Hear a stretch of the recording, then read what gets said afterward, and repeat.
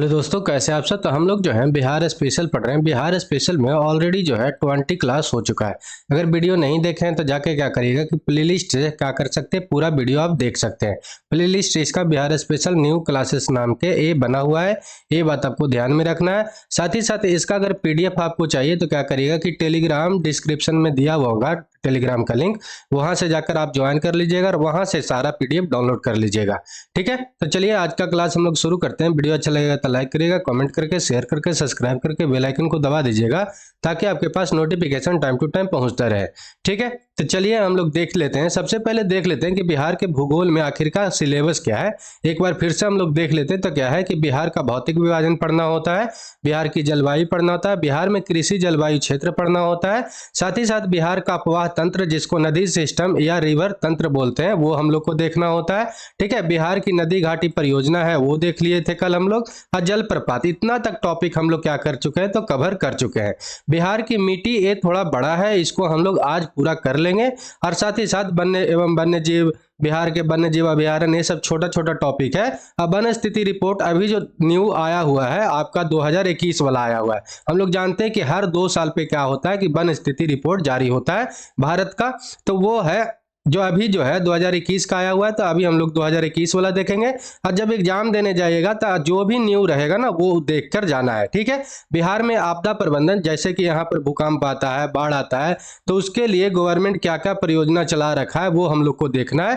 तो इतना हम लोग को क्या है कि टॉपिक बिहार का भूगोल में देखना होता है। ठीक है, जिसमें आज हम लोग क्या कवर करने वाले हैं, तो बिहार की मिट्टी मतलब सॉइल ऑफ बिहार जो है, मिट्टी जो है बिहार का वो कैसा है, किस साइड कौन सा पड़ता है, ये हमेशा 1 से 2 क्वेश्चन बनते रहता है। तो इसको हम लोग क्या करते हैं कि देख लेते हैं। ठीक है, तो चलिए हम लोग सबसे पहले मानचित्र में मतलब कि मैप में देख लेते हैं कि कौन कौन सा मिट्टी किधर किधर पाया जाता है, क्योंकि मैप से ही मतलब आपको रियल में जानकारी मिलेगा और याद भी रहेगा। ठीक है, तो आपसे अगर पूछे कि पर्वतीय मिट्टी कहाँ पर पाया जाता है, तो आपको याद रखना है कि ये पाया जाता है पश्चिमी चंपारण के जो सोमेश्वर की श्रेणी है ना, उधर पाया जाता है। ठीक है, तराई वाला मिट्टी जो है आपका कहां से कहां तक पाया जाता है, तो पश्चिमी चंपारण से लेके आपका एक किशनगंज तक पाया जाता है। ये बात आपको ध्यान में रखना है। जो नेपाल से बाउंड्री टच करता है वो वाला। नवीन जलोढ़ मिट्टी जो है गंडक, कोसी, ये सब का जो मैदान वाला क्षेत्र है वहां पे पाया जाता है, ये ध्यान में रखना है। और पुरानी जलोढ़ मिट्टी जो है इधर गोपालगंज, सिवान, सारण जो है उधर पाया जाता है, ये बात आपको याद रखना है। और पुरानी जलोढ़ मिट्टी को हम लोग क्या बोलते हैं, तो बांगर मिट्टी बोलते हैं।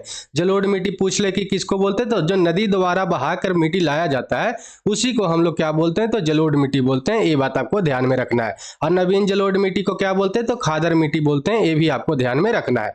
ठीक है, तो ये तो आपका हो गया नॉर्थ मतलब बिहार का जो मिट्टी है वो। हम लोग देख लेते हैं दक्षिण बिहार में मिट्टी कौन कौन सा पाया जाता है। तो एक तो आपका है टाल मिट्टी। टाल मिट्टी कहाँ पे पाया जाता है, तो ठीक गंगा रिवर जो पास किया है उसके जो सटा हुआ जो भागलपुर से लेकर आपका बक्सर तक का जो क्षेत्र है उसमें ये पाया जाता है टाल मिट्टी। तो ये बात आपको यहाँ से ध्यान रखना है। ठीक है, आगे हम लोग देखते हैं तो पुरानी जलोढ़ मिट्टी जो है ये सब जो आपका क्षेत्र है, इधर सासाराम का भी क्षेत्र आ जाता है, गया का भी आ जाता है, भागलपुर का भी आ जाता है कुछ क्षेत्र। तो ये सब में क्या है जो पाया जाता है, आपका पुरानी जलोढ़ मिट्टी पाया जाता है। और लाल बलुई मिट्टी जो पाया जाता है आपका कैमूर और कुछ रोहतास के क्षेत्र में पाया जाता है।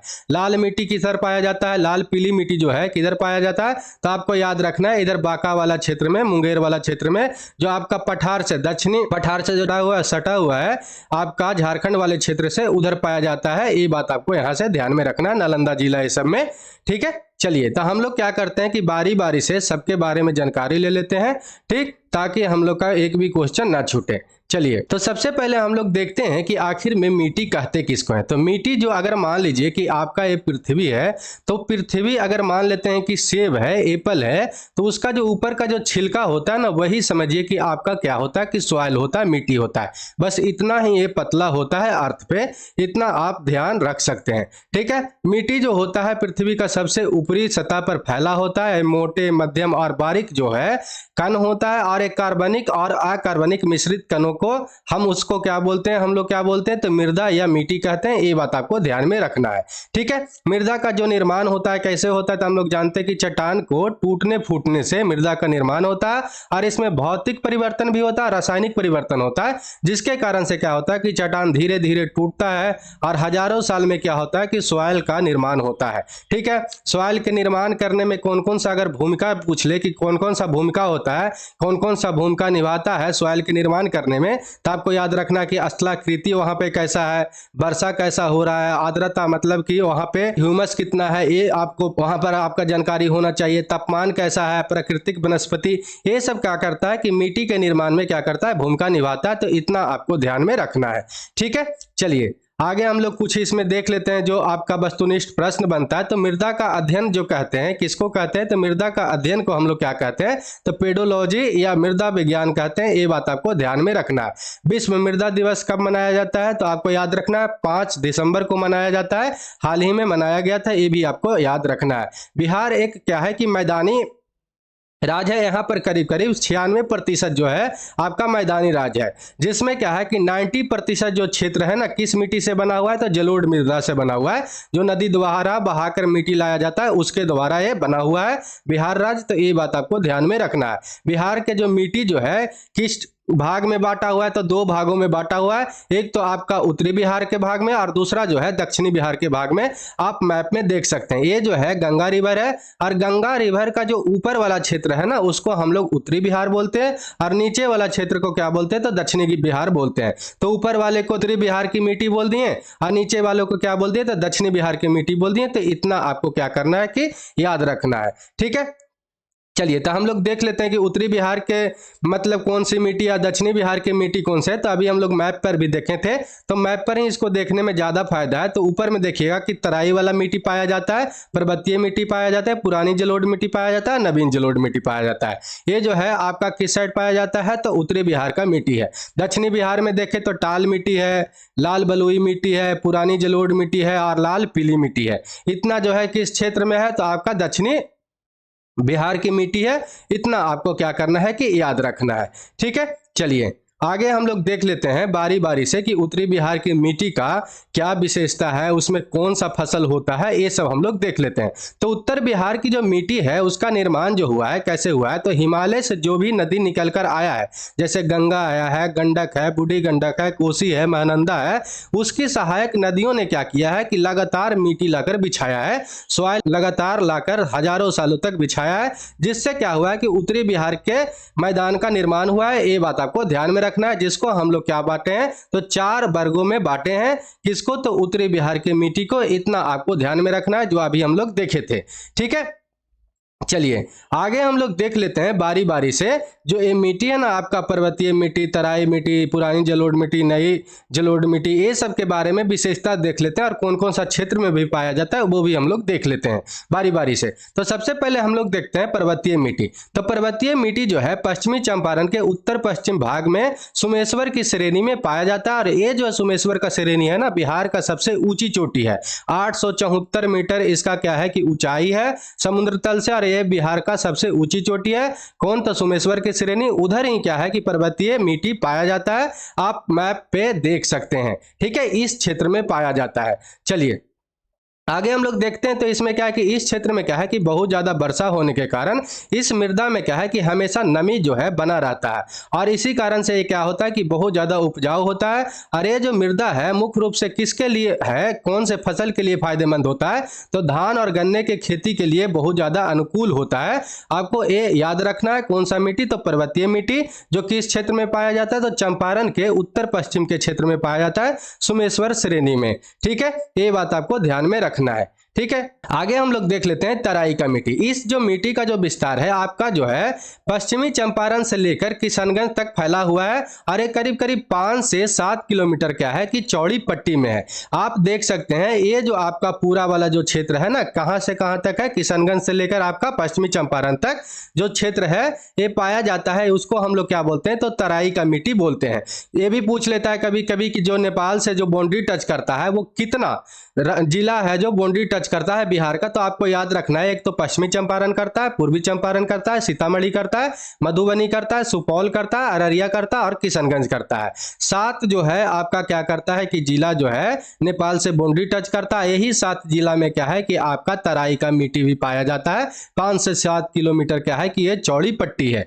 ठीक है, इस मिट्टी के बारे में हम लोग विशेषता देखें तो क्या है कि इस मिट्टी में कहीं कहीं जो है कंकड़ भी पाया जाता है और कहीं कहीं रेत की मात्रा अधिक पाया जाता है, और इस मिट्टी में दलदली भूमि का भी विकास हुआ है, ये भी बात आपको याद रखना है। इस मिट्टी का अगर कलर पूछे कि किस रंग का है, तो आपको याद रखना है कि भूरे या पीले रंग की होती है। और इस मिट्टी जो है, इस मिट्टी में किस खेती के लिए अनुकूल है, ये जो सॉइल है आपका धान के खेती के लिए, पटसन के खेती के लिए और गन्ने के खेती के लिए बहुत ज्यादा अनुकूल है। हम लोग जानते हैं कि क्या है कि किशनगंज और पूर्णिया ये सब के क्षेत्र में पटसन बहुत ज्यादा होता है, तो ये भी बात आपको याद रखना है। ठीक है, तो ये किसके लिए उपयुक्त है या अनुकूल है, तो आपको याद रखना है धान, पटसन, गन्ने की खेती के लिए बहुत ज्यादा अनुकूल है।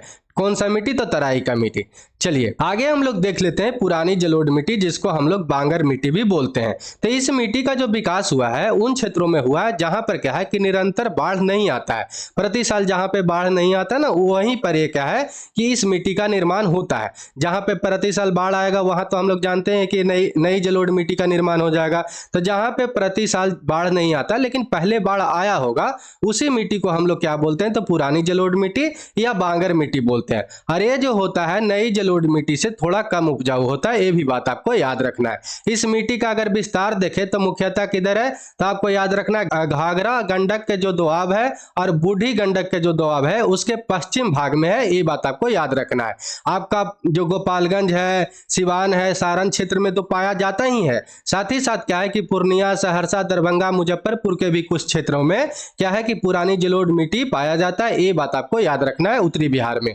ठीक है, इस मृदा में क्या है कि चूना और पोटास का क्या होता है कि अधिकता होता है, तथा क्या होता है कि इसमें फास्फोरस और नाइट्रोजन के क्या होता है, कमी होता है, ये बात आपको याद रखना है। अगर इसका प्रकृति पूछे कि कैसा है, अम्लीय है कि या क्षारीय, मतलब एसिडिक है या बेसिक है, तो आपको बताना है कि ये जो है आपका क्षारीय है।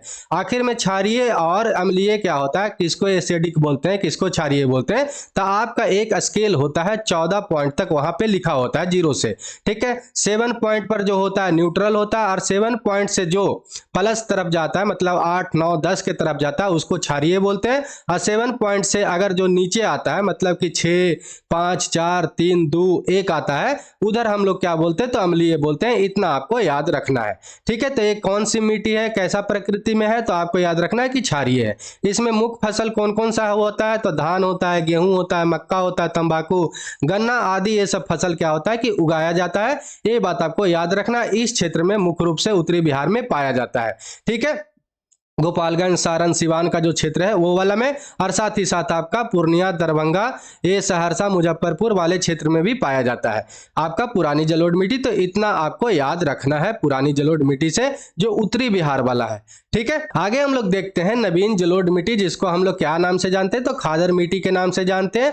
और इसका जो है उपजाऊ जो होता है, क्या होता है कि पुरानी जलोढ़ मिट्टी से ज्यादा उपजाऊ क्षमता होता है, ये बात आपको ध्यान में रखना है। एक कैसे बनता है, तो नदियों द्वारा क्या होता है कि प्रति वर्ष बाढ़ आता है, और बाढ़ आने के कारण ये जो है मिट्टी लाता है साथ में, और वो मिट्टी ही क्या होता है कि उसी मिट्टी को हम लोग क्या बोलते हैं, तो नवीन जलोढ़ मिट्टी या खादर मिट्टी बोलते हैं। और इसका विस्तार किधर है, अगर बिहार में पूछे तो गंगा, गंडक, बूढ़ी गंडक, कोसी, महानंदा की जो निचली घाटी है वहां पर इसका विस्तार है।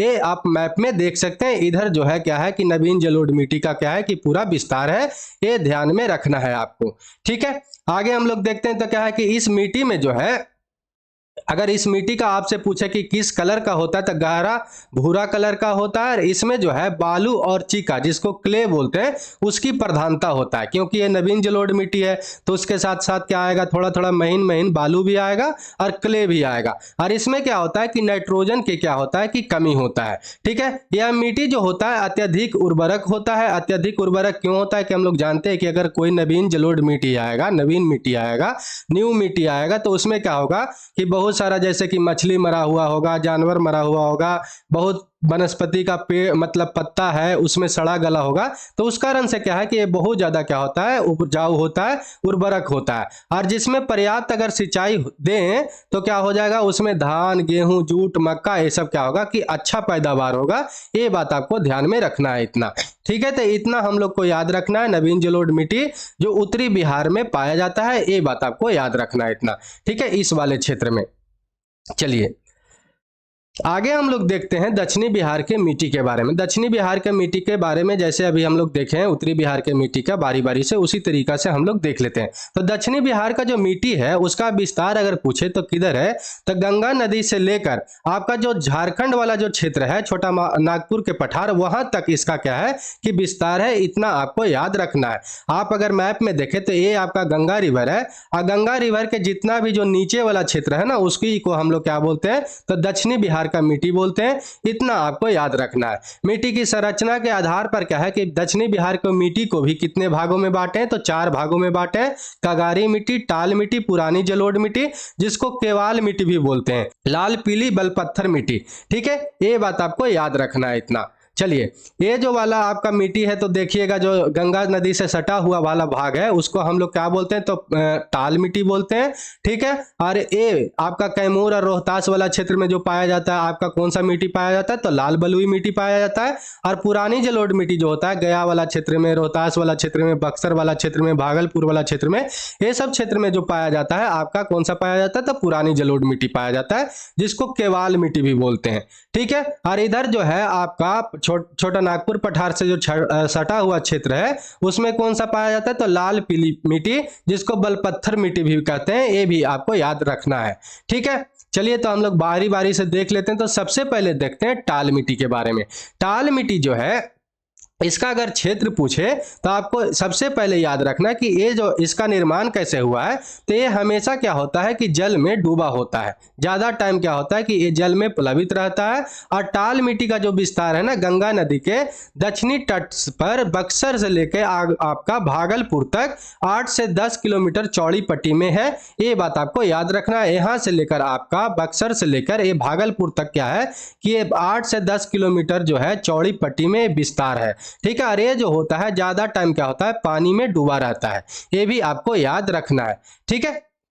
चलिए आगे हम लोग देखें तो क्या है कि इस मिट्टी का जो कण होता है थोड़ा क्या होता है कि मोटा होता है और धूसर रंग का होता है और भारी मिट्टी होता है, वजन में ज्यादा होता है, ठीक है। इस मिट्टी में कौन सी फसल अच्छा होता है, तो आपका रबी फसल होता है, क्योंकि जब बरसात का समय होता है ना तो हमेशा पानी में डूबा होता है, तो उस समय कोई फसल इसमें हम लोग लगा नहीं पाते हैं।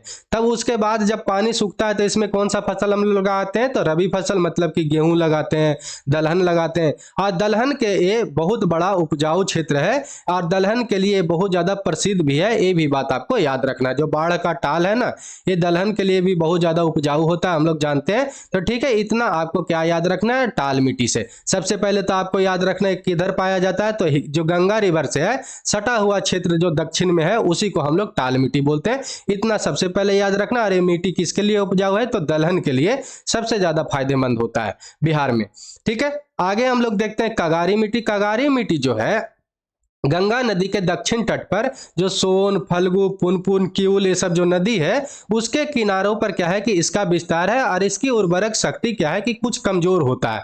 और यह मिट्टी जो होता है किसके लिए फायदेमंद होगा, तो मोटे अनाज के लिए और सब्जी के लिए। मोटे अनाज किसको बोलते हैं, जैसे कि मक्का है, ज्वार है, बाजरा है, उसको हम लोग क्या बोलते हैं, मोटे अनाज बोलते हैं। उसके लिए क्या होता है कि ये बहुत ज्यादा अच्छा होता है। और इस मिट्टी में उगाए जाने वाले अगर प्रमुख फसल के बारे में पूछे तो आपको याद रखना है मक्का, सरसों, मिर्च, ये सब क्या है, और भी सब्जी जो है इसके लिए क्या होता है कि ये फायदेमंद होता है। इतना आपको कगारी मिट्टी से याद रखना है, ठीक है। तीसरा देखते हैं किसके बारे में, तो पुरानी जलोढ़ मिट्टी, जिसको केवाल मिट्टी भी बोलते हैं, दक्षिणी बिहार में पाया जाता है। इस मिट्टी का अगर विस्तार पूछे तो कहां कहां पे है, तो बक्सर में है, उत्तरी गया के क्षेत्र में है, ठीक है, पटना के क्षेत्र में है, नालंदा, मुंगेर, ये सब क्षेत्र में क्या है कि आपका किसका विस्तार है? तो पुरानी जलोढ़ मिट्टी का, जिसको हम लोग केवाल मिट्टी कहते हैं। ठीक है, इस मिट्टी की उर्वरक शक्ति क्या होता है कि बहुत ज्यादा अधिक होता है और इसमें जल सोखने की भी क्षमता बहुत अधिक होता है। ठीक है, ये भी आपको याद रखना है। इस मिट्टी का अगर पूछे कि किस कलर का होता है तो गहरा